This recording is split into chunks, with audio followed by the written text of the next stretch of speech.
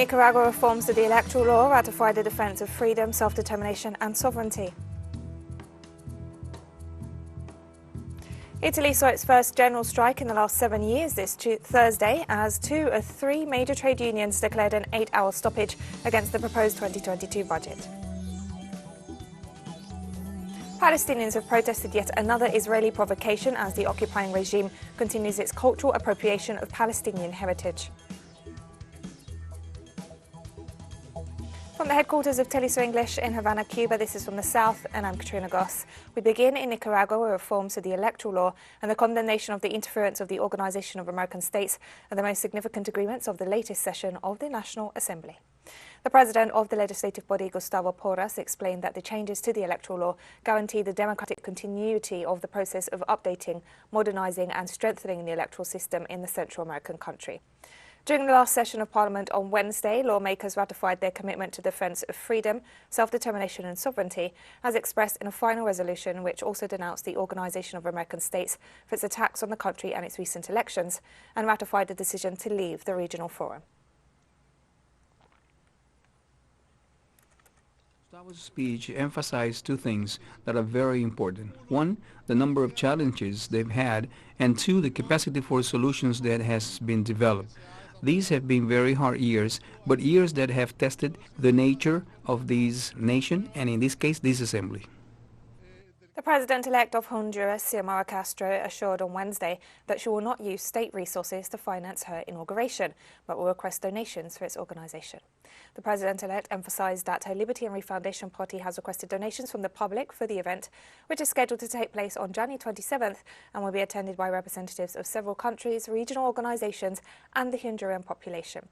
Members of the political organizations backing the president-elect explained that they do not want to use state resources to finance the handover of power and also want to avoid using money from sources that are not fully transparent.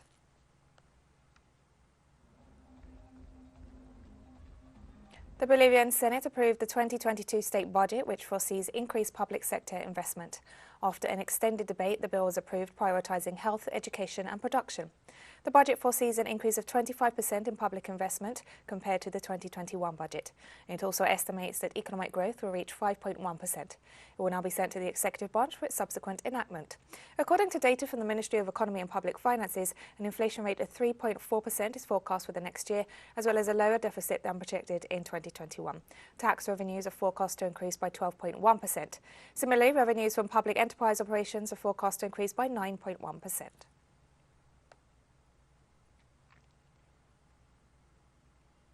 As Chile nears the presidential runoff election on Sunday, the 2 candidates committed to support the transparency and integrity of the electoral process. President of the Chilean Transparency Council, Gloria de la Fuente, noted that the commitment of both candidates to respect the 16 proposals forwarded by the Council ahead of the second-round election was a positive sign.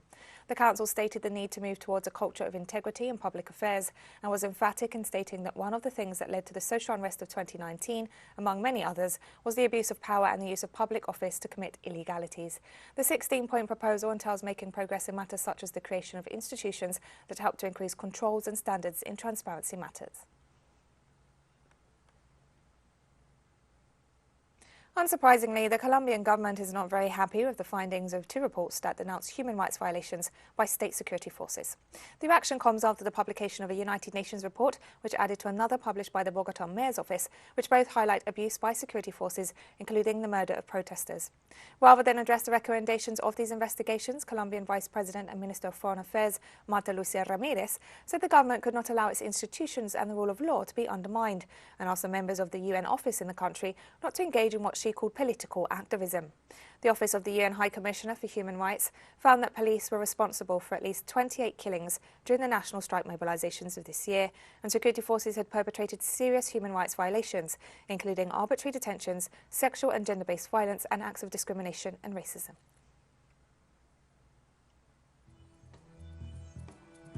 We'll be right back after this very short break. Don't go away.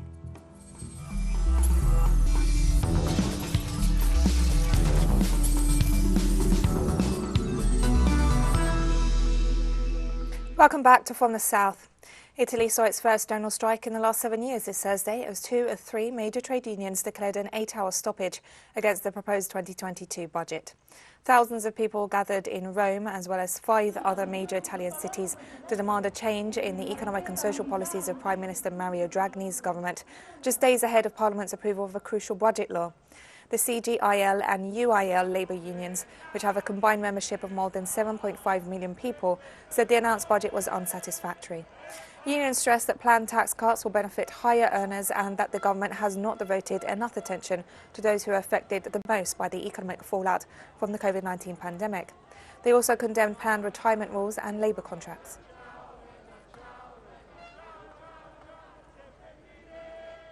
Bangladesh on Thursday marked 50 years since its independence from Pakistan by hosting a military parade with the Indian president as guest of honour. On December 16, 1971, Pakistani soldiers surrendered to a joint India-Bangladesh force, formally making Bangladesh a new nation under the leadership of independence leader Sheikh Mujibur Rahman, the father of current Prime Minister Sheikh Hasina. The war began on March 26 and continued for 9 months before victory was declared in December, aided by India under Prime Minister Indira Gandhi. Thursday's celebrations were attended by Indian President Ram Nath Kovind, who was on a 2-day visit to the country. After arriving on Wednesday, Kovind held discussions with Bangladeshi President Abdul Hamid on issues of interest, including connectivity and trade, cooperation in the fight against COVID-19 and development partnerships.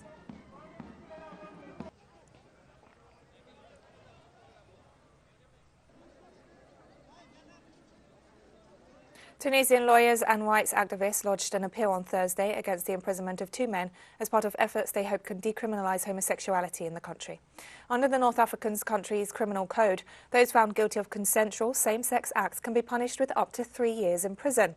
The men concerned, who were sentenced to a year in prison since a lower court rejected their first appeal in July 2020, are appealing to the country's top court to overturn a cruel sentence that violates international standards, according to their lawyer. The appeal could take months, but if it succeeds, it could create a legal precedent, as well as reverse their sentence. The goal is to do away with Article 230, the section of the Penal Code dating back to French colonial times, which outlaws homosexual acts. Some 150 people are currently in Tunisian prisons under the article.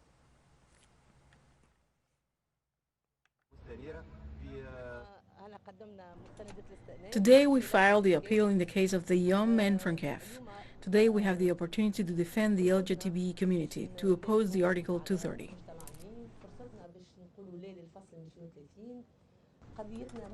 But our concern is not only that. Our concern is the article which is unconstitutional and goes against the international standards that Tunisia has signed. I may be the eternal optimist, actually. I think that, yes, there is hope. Already this case, the fact that we have arrived at the Court of Cassation, it will open a debate, and especially a legal debate, and a serious debate on the question. I always believe in passionate debates. The Syrian government and multiple international analysts announced that the Cooperation Council of the Gulf monarchies is attempting to erode the strategic relationship between Syria and Iran by accusing Tehran of interference. Our correspondent Hisham Wanas has the story. The Cooperation Council of the Gulf oil monarchies, at the conclusion of its 42nd summit in Saudi Arabia on Tuesday, December 14, reaffirmed the commitment to the sovereignty, independence, and territorial integrity of Syria. However, the Council said it was against regional interference in the internal affairs of Damascus, which, in its opinion, seeks to provoke a demographic change in the Arab country. This was an indirect aim at Iran, seeking to provoke a rift between Damascus and its ally Tehran, according to experts.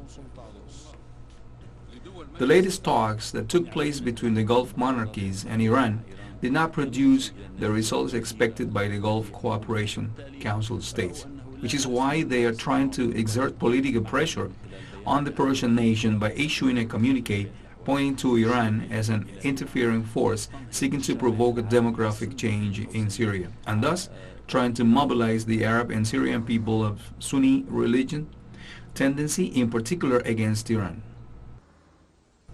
At the same time, the Secretary General of the United Nations, Antonio Guterres, defended before the cross-border entry of humanitarian aid into Syria, the Security Council, without the approval of Damascus, a mechanism that both government and citizens condemn. as in addition to violating the sovereignty and territorial integrity of the country, it is used to provide logistical, military, and financial support to terrorist gangs and Kurdish separatist militias under the false excuse of guaranteeing necessities to Syrians. The Secretary General of the United Nations, instead of acting in the service of agendas of countries hostile to Syria, should have clarified the reason why Syria needs humanitarian aid and denounce that the countries that impose this terrorist war on Syria are the ones who are really responsible for starving the Syrian people. We really hope that he would have the courage to denounce these states and not to violate international law with this statement. Meanwhile, although open to the normalization of relations with other Arab nations, Damascus rejects any pretension that these rapprochements be in exchange for distancing from its allies of the resistance bloc, including Iran, a position endorsed by the Syrian people who in turn denounce the use of the United Nations as a platform to politicize their humanitarian case in the service of Western plans against their country. Hisham Wannous, teleSUR, Damascus, Syria.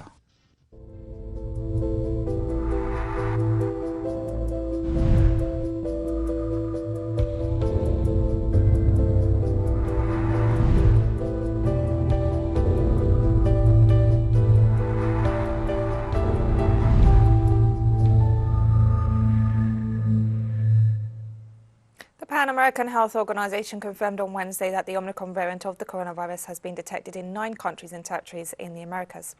The new COVID-19 variant has been confirmed in the United States, Canada, Mexico, Argentina, Chile, Brazil, Ecuador, Trinidad and Tobago and Bermuda. The organization explained that the majority of cases were people who had recently traveled. It added that data remains very limited, but there is no evidence of significant spread of the variant so far. Although the Delta variant is prevalent in all sub-regions, the organisation warns of the danger of the combination of the 2 variants, as Omicron is proving to be potentially more contagious. 27 countries have now reported cases of Omicron, and the reality is that Omicron is probably in most countries, even if it hasn't been detected yet. Omicron is spreading at a rate we have not seen with any previous variant. Regarding Omicron's rapid spread, an advisor to the UN Health Agency expressed concern about false beliefs surrounding the new variant and the approaching Christmas holidays. Is we are concerned that people are jumping to a conclusion that this is a mild disease. Now, if we go into a season like we're going into now, when a lot of people want to get together, holiday season, and we have a more transmissible virus that we don't actually know its clinical course very clearly, we could be setting ourselves up for a very dangerous situation. So, comments. Now we have more stories coming up after this final short break. Stay with us.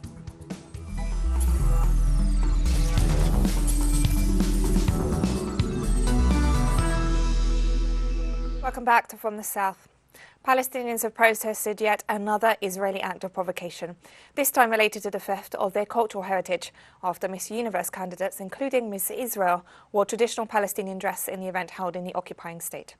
Social media posts by contestants who had been urged to boycott the event given the Israeli regime's crimes against Palestine showed them wearing Palestinian embroidered dresses and preparing various typical Palestinian dishes as they commented that they were experiencing the Israeli culture. The pictures circulated at the conclusion of a visit organised by the Miss Universe contest to several Israeli-occupied Palestinian areas, which began in occupied Jerusalem. Protests were held to reject the blatant act of cultural appropriation at the Al-Azhar University in Gaza City, where protesters insisted that their national identity should be respected. Miss Israel wearing our dress, which is our heritage, and we must oppose it. The Palestinian heritage is ours, not theirs. We should be happy, because this confirms to the world that the occupation is stealing our heritage. And that act is a sign of weakness from the occupation. They cannot do anything, so they imitate us, and the Palestinian heritage remains. Today we came here to prove to the world that the Palestinian dress is a symbol of every Palestinian. And this dress represents only Palestine, and no one else has a right to steal our heritage. The International Atomic Energy Agency in Iran reached a deal to replace damaged surveillance cameras at one of the country's nuclear facilities as part of talks to ensure the revival of the Iran nuclear deal with Western powers. Iranian authorities noted that they voluntarily agreed to grant access to a manufacturing facility in Karaj in an attempt to prevent misunderstandings regarding its nuclear development program. Cameras at the facility were damaged or destroyed when the site was targeted by a sabotage attack in June this year. A report noted that security and judicial investigations into the attack, which authorities stated was launched by the Israeli regime, were concluded and that the agency recently agreed to Iran's request and condemned the attack. As per a law passed by the Iranian parliament, the IAEA will not have access to recordings from the cameras, which will be installed after technical reviews by Iranian experts. Chinese Premier Li Keqiang held talks with representatives of the world's top 500 corporations, noting China's efforts to continue deepening reform and improve the business environment for both domestic and foreign companies. Addressing a video dialogue with the Global CEO Council in Beijing, the Premier noted that China was focusing efforts on stabilizing the economy and offered big business potential as the world's largest developing country and developing market. Li and leaders of nearly 30 Fortune Global 500 corporations had in-depth discussions on such topics as innovative development, green and low-carbon transition, and new opportunities for overseas companies to develop in China. Meanwhile, attending entrepreneurs appreciated China's support for foreign companies operating in the country to enable them to maintain normal operations during the pandemic.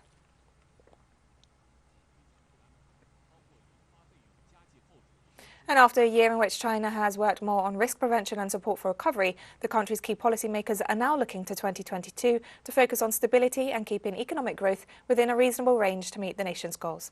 We have more details in the following report by our correspondent, Aramsi Parasa. Stability was undoubtedly the most important and repeated word at China's recent Central Economic World Conference, where the country's leaders set out the economic agenda for the coming year, after a 2021 in which they were committed to controlling risks and boosting the recovery. China will focus on stabilizing the economy and keeping growth within a reasonable range in 2022, according to an official statement from the conference, which added that the country will continue to implement a prudent monetary policy and proactive fiscal measures. Beijing also assures that it will take measures to boost demand, maintain industrial production and exports, support market entities, and ensure an orderly shift to the domestic market, based on the new model in which China leaders have pinned their hopes for the nation's future development. China's central government has assessed the domestic and international situation as well as the stages of domestic development and has designed the strategy for the coming year, which is to prioritize stability. This is to ensure that development in the coming years is steady, which will help the economy grow within a rational range and keep society in a stable state. These are the key guarantees to ensure that the great ship of China's economy can break through the waves and sail forward. The world's second largest economy faces multiple challenges heading into 2022 due to problems in the real estate sector, shrinking demand and supply, and tight pandemic restrictions that have affected consumer spending. In this regard, the country's policymakers are committed to measures that will help maintain stability and achieve economic growth of more than 5% next year. However, despite all these challenges, experts defend the drive and perseverance of the Chinese economy, which remains one of the few to grow, which is important news for the long-awaited international economic recovery. While international financial agencies believe that China could grow by up to 8% in 2022, the authorities believe that a target of around 5% is commensurate with needs, leaves some room for maneuver, and would allow all parties to focus on promoting reforms and innovation.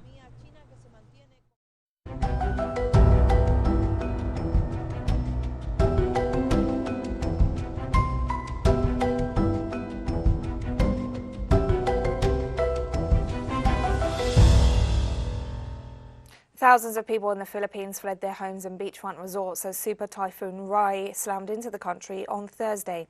More than 90,000 people sought emergency shelter as the storm charged across the Pacific Ocean, the disaster agency said. Rai is the strongest storm to hit the disaster-prone archipelago this year. It was packing maximum sustained winds of 195 kilometers an hour as it made landfall on the southern island of Siargao, according to the state weather forecaster. The heavy winds tore off roofs and brought down buildings, while life-threatening flooding was reported in low-lying coastal areas. Scientists have long warned that typhoons are becoming more powerful and strengthening more rapidly as the world becomes warmer because of climate change. And we've come to the end of this news brief. Remember, you can find these and many other stories on our website at telesurenglish.net. And you can also follow us on social media for all the latest news. We're on Facebook, Twitter, Instagram and Telegram. For TeleSUR English, I'm Katrina Goss. Thank you for watching.